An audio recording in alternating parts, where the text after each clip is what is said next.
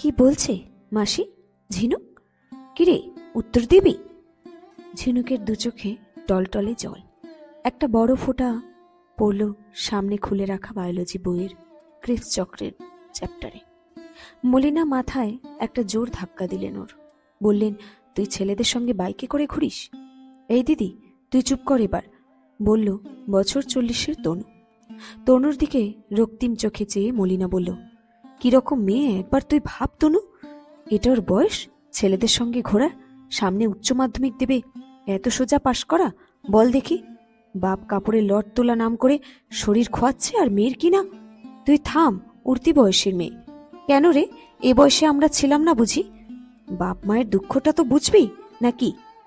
চুলের মুঠি ধরে জোরে ঝাঁকিয়ে মলিনা গজগজ করতে করতে বেরিয়ে এলো বাইরের বারান্দায়। পিছু নিল ঝিনুকের ছোট মাসি তনু। বঞ্চিকে একটা ছেলের বাইকে চড়ে ঘুরতে সেই দেখেছে। দিদিকে এ তথ্য জানানো দরকার, তাই জানিয়েছে। এবার দিদির রুদ্রমূর্তি ও বঞ্চির শক্ত হয়ে থাকা আচরণে সে বিব্রত। হয়তো এ মুহূর্তে নিজেকে অপরাধী মনে করছে, তাই ব্যস্ততায় পরিস্থিতি সামাল দিতে বলছে, ছেড়ে দে, বাচ্চা মেয়ে। আজকাল কি আর আমাদের সময়ের মতন আছে? এখন একটা ছেলে বন্ধু না থাকলে লোকেই মন্দ বলে। দূর হ, চুপ কর তুই। মলিনার গলাটা বিকৃত শোনাচ্ছে। চোখের জল শুকিয়ে গালে এখন একটা টান টান ভাব। মাথাটা ধরা, মাথার ভিতরটা কেমন যেন একটা ঘোলাটে হয়ে। কেউ কাউকে সন্দেহ কেন করে? বাড়ির কিছু চুরি গেলে বাড়ির লোক প্রথম সন্দেহ করে যে বাইরে থেকে আসে তাকে, যেমন কাজের লোককে। সেখানে একটা যুক্তি খাটে, কিন্তু একজন মানুষ অপর মানুষকে ভিত্তিহীনভাবে সন্দেহ কি করে করে? কারো মুখের কথা হয় কেউ কারোর সঙ্গে কিভাবে এত খারাপ আচরণ করে, নিজে সেই অভিযুক্তের সামনাসামনি হয়ে সত্য যাচাই না করে। মা যা বলছে তা খারাপ লাগলেও ঝিনুকের এই মুহূর্তে মাথা ধরার কারণ অন্য। বই বন্ধ করে ঝিনুক যখন ওর বিছানা লাগোয়া জানালাটায় তাকায়, তখন আকাশ গাঙে হলদে আভার ছড়াছড়ি। ওদের বাড়ির সামনের মাঠের ধার দিয়ে গা হেলানো খেজুর গাছটা দেখে যে কি আরাম লাগছে। মনে হচ্ছে বহুক্ষণ একভাবে দাঁড়িয়ে থাকার পর একটু আর ভাঙার সুযোগে অঙ্গের মোচড় দিয়েছে। চোখে ক্লান্তি আসে। তিরিং বিরিং লাফায় 3টে সাদা আর একটা কালো ছাগলছানা। খুঁড়ির শব্দ তুলে খেজুর গাছের খাঁজ কাটা কাণ্ড বেয়ে ওঠে। বাড়ির সামনের ঢালাইয়ের রাস্তা মিউনিসিপ্যালিটি করেছে, বেশ তেল চকচকে। একটা মোটর বাইক হুশ করে বাতাস কেটে বেরিয়ে গেল। বাইকটার পেছনে পেছনে উঠছে একটা টুকরো কাগজ। মগজে টোকা মারে টুকরোটা। কতদিন আগের আর কথা, মাস 8 কি 9, বছর ঘুরেনি নিশ্চয়ই। তবে মনে পড়ে প্রথম দিনটার কথা। দিদার বাড়ি ফেরার দিন। বাসে তুলতে যাবে ঝিনুক আর মা। মলিনা তাড়া দিয়ে চলেছেন ক্রমাগত। তুই না গেলে বলে দে ঝিনুক, আমি একাই যাই। তা কেন, এতগুলো লাগেজ? ঝিনুক, ঝিনুক ডাক দেয় ঝিনুকের বাবা দেবদুলাল। ঝিনুক তখন সবে 10 আঙুলে নীল পালিশ পরা শেষ করেছে। সহজে শোকায় না নখ পালিশ, তাই হাত মেলে ধরেছে মাথার উপর ঝিমিয়ে ঝিমিয়ে ঘুরতে থাকা সিলিং ফ্যানে। দেবদুলাল বললেন, এইখান থেকে তো এইটুকু পথ বেটি, তাতে এত সাজ? বাবার মুখের দিকে চেয়ে ছোট্ট একটা আহ্লাদে ভেঙচি কাটল ঝিনুক। বাপের এক মেয়ে, বড় আদরের। সে বাপ যত গরিব হোক, ভালোবাসার জিনিস সবসময় দামি। তাকে খাতির করা সাজে, তাকে প্রশ্রয় দিতে মন চায়। বড় কষ্টই হয় করা হতে। দেবদুলাল হাসি গোপন করেন, চিন্তা প্রকাশ করে বলেন, তাড়াতাড়ি কর বেটু, আমার দোকান যেতে দেরি হবে যে। সামান্য পথ তো কি? ঝিনুক সাজতে ভালোবাসে। মনে হয় কে জানে এখন কোন গলির মোড়ে দাঁড়িয়ে থাকা মাসানের ভিকি কৌশলের দেখা হবে। কি কবির সিং বলা যায় না, একটা রণবীর সিংও দাঁড়িয়ে থাকতে পারে ঝিনুকের অপেক্ষায়। তখন কি তাদের সামনে গার্ল টু দ্য নেক্সট ডোর হতে নিজেকে চটকানো আলু সেদ্ধ বানিয়ে ছাড়বে ঝিনুক? তাই এত বিষ। দিদার লাগেজ বেশ ভারী। দিদা এখানে এলে ঠিক হয় শাড়ির ব্যবসা করবে, তাই 24টা শাড়ি তুলেছে দেবদুলাল। বড় বাজার থেকে তোলা শাড়ি সমেত দিদার নিজের জিনিসপত্র নিয়ে যখন ওরা 3 জন বাসের অপেক্ষা বাস স্ট্যান্ডে দাঁড়িয়ে, তখন কি যেন কিসের তাড়নায় ঝিনুকের চোখ গিয়ে পড়ল বাস স্ট্যান্ডের শেডের কর্নারের একটা মোটর বাইকের উপর। প্রথমবার চোখ গেল অন্য মনস্কতায়, তারপর কোন এক অদ্ভুত শক্তির টানে। তারপর কৌতূহল, তারপর প্রতিক্রিয়া দেখার আশায়। একটি ছেলে, বেশি বয়স নয়, বাইকে বসে রয়েছে কায়দা করে। একটা পা রাস্তায় বেশ লম্বাভাবে টান করা, আর একটা পা বাইকে। গায়ের রং বেশ ফর্সা। মোবাইলে কারোর সঙ্গে কথা বলছিল। দূরত্বের কারণে কথা শোনা না গেলেও ওকে হাসতে দেখা যাচ্ছে। ভারী সুন্দর হাসি। ঝিনুকের বারবার তার প্রতি কৌতূহল হয়ে পড়া চোখে পড়েছে তারও। তাই এবার সে ঝিনুককে দেখছে বারবার। একবার বাইকের আয়নায় প্রতিবিম্বে নিজের চুল দুহাতে ঠিক করে নিল। মলিনা সে সময় বললেন, চল তো ও ফুটের মিষ্টির দোকানে, ওখান থেকে মিষ্টি দই নিয়ে আসি। বাস তখনও আসেনি। দিদা বাস স্ট্যান্ডের একটা বেঞ্চে বসে আশেপাশের লোকজন দেখছে। মার সঙ্গে ঝিনুক রাস্তা পার হয়ে মিষ্টির দোকানে গেল। মলিনা দই দিতে বলেছে দোকানে। সে ফাঁকে ঝিনুক পিছন ফিরে রাস্তার উল্টো ফুটের ছেলেটাকে দেখতে গেলে ওর বুকটা ধক করে উঠল। ছেলেটা এখন ওর পাশে এসে দাঁড়িয়ে। ঝিনুক বুঝতে পারছিল ওর বুকের ভিতর হাতুড়ি পিটছে কেউ। ছেলেটা যে ওর জন্যই এই দোকান পর্যন্ত এসেছে তাও যেমন বুঝতে পারছে, তা যদি তা মা টের পায়। লজ্জা আর ভয় মিলে একটা মিক্সার তৈরি হয়েছে মাথার রসায়নাগারে। নাক জ্বলছে। এমন সময় ছেলেটা একটা কাগজ পাকিয়ে ওর দিকে ফেলে চলে গেল। ওখান থেকে ঝিনুকের হাত পা অবশ। কি আছে ও কাগজে? কাগজটা কি তুলবে? যদি কেউ দেখে, মা যদি দেখে, কি বলবে তখন? এসব ভাবতে না ভাবতে চিরকুট হাওয়ায় ভাসতে ভাসতে ছুট দিল মেন রাস্তায়। ঝিনুক হাত বাড়াতে গিয়েও হাত নামিয়ে নিয়েছে। দোকান থেকে বেরিয়েছে। মা রাস্তার এপাশ ওপাশ দেখছে। রাস্তা পার হয়ে সে ও ফুটের বাস স্ট্যান্ডে যাবে, কিন্তু ওই চিরকুট, একটা 3 পেয়ে রিক্সা ঝনঝনিয়ে ওর ওপর চাকার ছাপ ফেলে চলে গেল। ঝিনুকের চোখের সামনে দিয়ে হলো এই ঘটনা। ওটা কাগজে নয়। ঝিনুকের কেন যেন মনে হচ্ছিল ওর বুকে চাপ ফেলল ওই 3 পেয়ে দৈত্য রিক্সাটা। ওই কাগজের টুকরোটা যে ঝিনুকের, ওকে উদ্দেশ্য করেই যে দেওয়া, এ যে ওর একান্তই নিজের। কিন্তু আর যদি দেরি করে তবে চিরতরে হারিয়ে যাবে একটা যোগসূত্রের টুকরো সূত্র। তাই পলকে ছুটে যাওয়া আর ঝটিতে তা মুঠিবদ্ধ করা। বুকের ভেতর তখনও উত্তেজনার জোয়ার ভাটা দুলে দুলে উঠছে। কাগজটা ওর হাতে। বাড়ি ফিরে ওই মোড়া কাগজ খুলে দেখে একটা ফোন নাম্বার। কার নাম্বার? বাইকওয়ালার। হাতের মোবাইলে নাম্বার ছুঁয়ে ওপারে ডাক পাঠাতে গিয়ে বুকটা আরেকবার ধক করে উঠল। ফোন কেটে দিল ঝিনুক। কি বলবে ফোনে? কেনই বা করবে ফোন? যদি মন্দ কেউ হয়? শেষের দুটো যুক্তি বড্ড মিথ্যে শোনালো। নিজের নিন্দে করে বলল সবাই, কি মন্দ এই দুনিয়ায়। এত সন্দেহ ভীরুতার লক্ষণ। ঝিনুক তো বুঝতে পারছে একটা বহু পুরানো টান ওকে ডাকছে, কিছু যেন বলতে চাইছে, হাতছানি দিচ্ছে। ঝিনুক ফোন কেটে দিলেও ওপার কিন্তু চুপ রইল না। এখন ডাক এসেছে ওদিক থেকে। বেশিক্ষণ বাঁচতে থাকা বাড়ির লোকজনকে জানাবার চাইতে সংযোগ লেগে গেলেই কল্যাণ। সুতরাং ফোনটা ধরেই ফেলল ঝিনুক। ওপার শুধু বলল, হ্যালো। ঝিনুক কথা বলতে পারছিল না। সবকিছু গলার কাছে এসে আটকে যাচ্ছিল। সব যেন স্তব্ধ, আবার কেমন যেন তাড়াহুড়োয় বেরিয়ে আসতে চাইছে। কথা হলো খুবই কম, শুধু নাম আর কে কি পড়ছে এসব। ছেলেটির নাম কৌশিক। বাড়ির এক ছেলে, কমার্স নিয়ে পড়ছে, সামনের বছর ফাইনাল দেবে। বাবার হার্ডওয়্যারের ব্যবসা, সচ্ছল পরিবার। সে জানতে চেয়েছে ঝিনুকরা ক ভাই বোন, আর ঝিনুক এখন কি পড়ে। ঝিনুক স্কুলে পড়ে শুনে কৌশিক হেসেছে, বলেছে তবে তো মামুনির সঙ্গে আমি। ব্যাস এটুকু শুনে খুব লজ্জা করেছে ঝিনুকের। মামুনির সঙ্গে আমি কি প্রেম বলতে চাইছিল কি? এরপর রোজ নিয়ম করে ওই একই সময়ে ফোনে কথা, তারপর রাত জেগে ফোনে কথা। পড়া তখন লাটে উঠেছে। কোচিং সেন্টারে প্রায় দিনই কামাই। যেদিন পরীক্ষা থাকে সেদিন তো অবশ্যই কামাই। কেমিস্ট্রির সন্দীপন স্যার বললেন, এভাবে তো চলবে না ঝিনুক, আমি কিন্তু পড়াবো না তোকে। যদিও এসব কথা তেমন ভয় পাওয়ার না, যতটা উত্তেজনা দেয় কৌশিকের কথা। টেনশন হলে, ভয় পেলে, ফ্রাস্ট্রেশন এলে ঝিনুক কৌশিকের কথা ভাবে। এতে মন একেবারে শান্ত হয়ে যায়।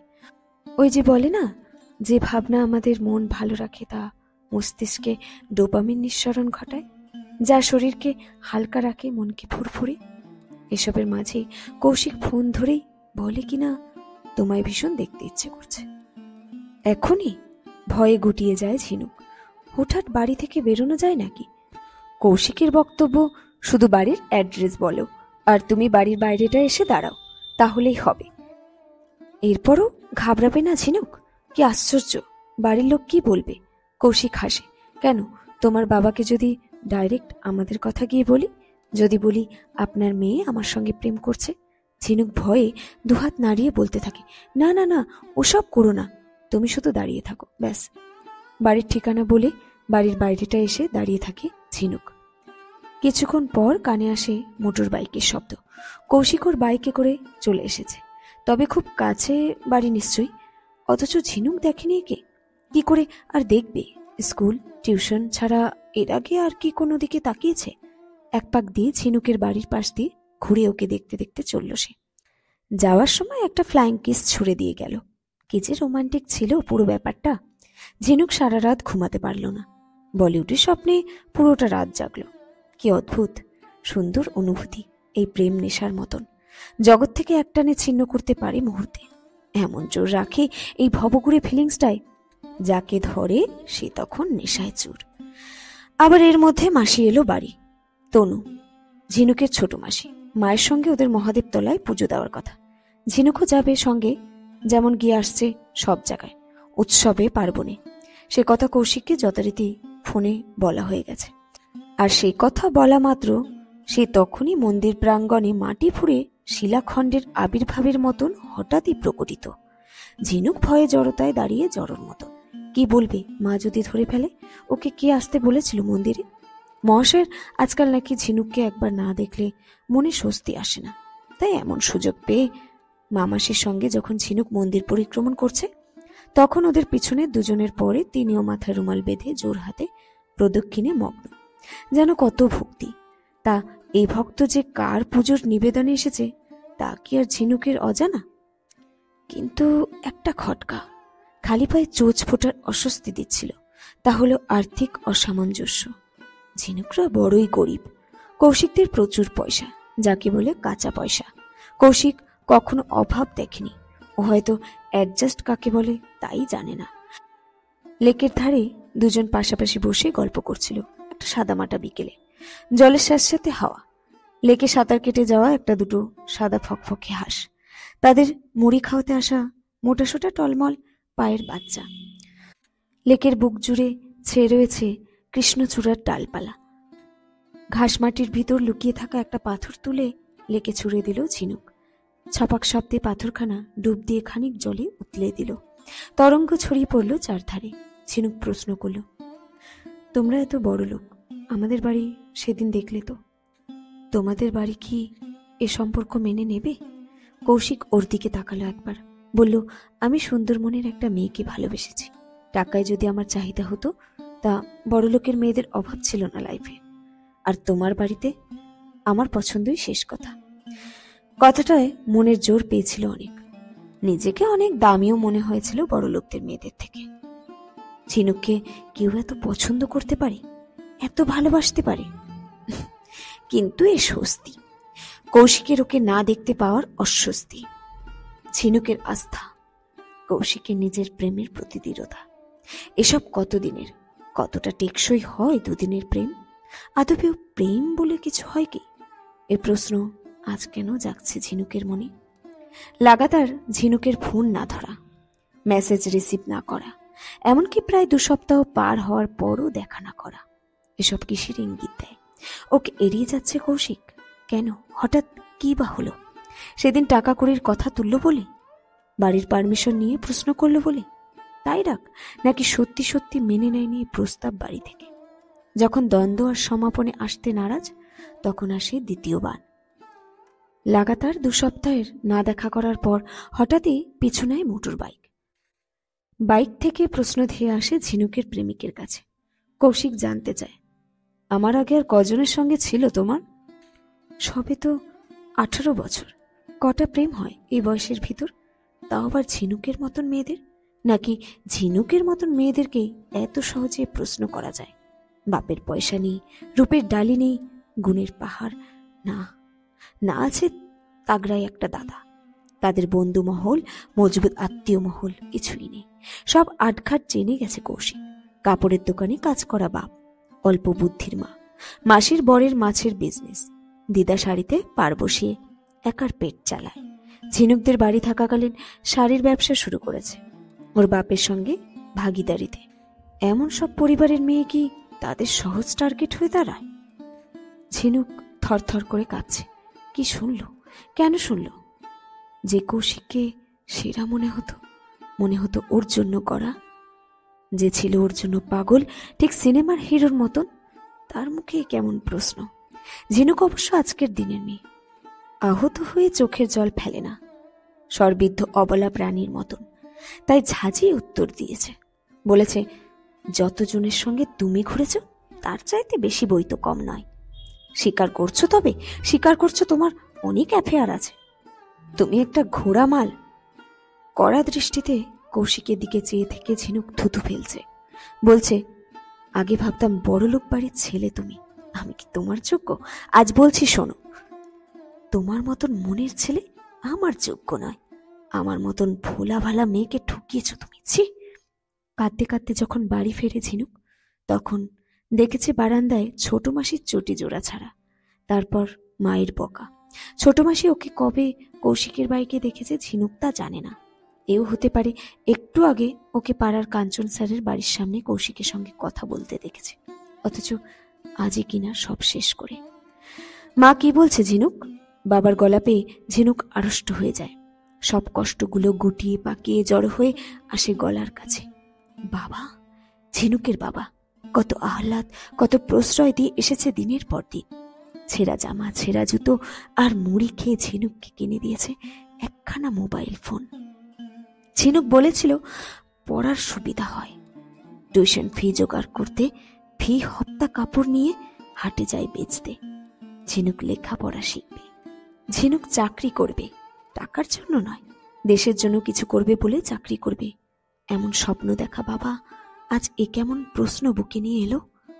আলতো হাত ঝিনুকের মাথায় রেখে দেবদুলাল আস্তে বলে, বল ঝিনুক, তোর মা যা বলেছে সব মিথ্যে, সব। এগুলো কোনোটাই সত্যি না, সব ভুল। বল তুই মা। না, মিথ্যে বলা যায় না ভালোবাসার মানুষের কাছে। যার ওর প্রতি অগাধ বিশ্বাস, তাকে ঠকাবে কৌশিকের সত্যিকে মিথ্যে বলে? বাবার কোমর জড়িয়ে কান্নায় ভেঙে পড়ল ঝিনুক। বলল, সব সত্যি, সব ঠিক বাবা। তোমার মেয়ে একটা মিথ্যে, মস্ত বড় মিথ্যে, ওর স্বপ্নগুলো মিথ্যে। দেবদুলাল কিছু বললেন না, শুধু অনেকক্ষণ ধরে মেয়ের মাথায় হাত বুলিয়ে দিলেন। ভালোবাসার চাইতে কার্যকারী মলম কি আছে কোনো ওষুধ কোম্পানিতে? ঝিনুক ঘুমিয়ে পড়েছে। রাত প্রায় 1টা। যখন গলির কুকুরগুলো তাল মিলিয়ে গলা সাজছে, জানলার ফাঁক দিয়ে ফুরফুরে হাওয়া সরু হয়ে শিরশিরে ভাবে বইছে, তখন ঘুম ভাঙল ঝিনুকে। ঘুম ভাঙল ফোনে। ফোনে এক মদ্যপ গলা, কথা কেমন কেটে কেটে যাচ্ছে। ফোনে নাম না উঠলে বোঝা মুশকিল এই ফোন কৌশিকের। মদ খেয়েছে, মাতলামি নয়, তবে কিছু যেন বলতে চাইছে। সুদীপ্ত স্টুপিডটা আমায় বলল ও একটা ঘোড়া মাল, মানে তুমি নাকি হেন ছেলে নেই যে তার সঙ্গে ঘোরনি স্কুল থেকে, কিন্তু যে মিথ্যে বলে তার চোখে অত তেজ থাকে না। আজ আমি রাখছি। কড়া গলায় ঝিনুক বলে, না শোনো, না শোনো প্লিজ, আমি কি করেছি শোনো। আজ জিমে গিয়ে শালাকে উদম কেলিয়েছি। ঝিনুক জানে কৌশিক জিম করে, ওর সুঠাম দেহ, মেদবিহীন চেহারা ওর কসরতের সাক্ষ্য। পেশি ফুটে পেটময় স্পষ্ট অ্যাপসের আকার না পেলেও মেদ নেই এক ফোঁটাও। আজ সেই জিমে গিয়েও মারপিট করেছে। ফোন রাখল না ঝিনুক, কেন যেন রাখতে পারা গেল না।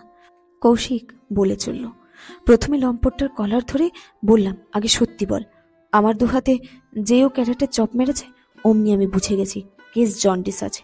এক লাথি মেরেছি কোমরে, এই ইউটার্ন অ্যান্ড কিক, একেবারে উল্টে পড়লো মুখ থুবড়ে। তারপর বাইসেপের চাপে কবজা করেছি ওর গলা, পিছন দিক দিয়ে, বুঝলে? তখন বাবা মিউ মিউ করে বলল, আসলে আমি ঝিনুককে অনেক আগের থেকে চিনি। ও মায়ে পাত্তা দিত না, তাকাতো না পর্যন্ত আমার দিকে, কিন্তু আমি ওর নজরে আসার জন্য কম এফোর্ট দিইনি, কিন্তু ও শালা পটল না। শেষমেশ কিনা তোর কাছে আমি টাই বদলা নিয়েছি। এবার বলো বলো, আমার দোষ ঝিনুক, আমার দোষ? ঝিনুক শুনছিল, কেন জানি শুধুই শুনছিল। ফোন কেটেও দিল এক সময়। উত্তেজনার জোয়ার ভাটা আর নেই। কোথায় সে? হারিয়ে গেছে। নেই সেই হাতছানি যার ডাকে সাড়া না দিয়ে পারা যেত না।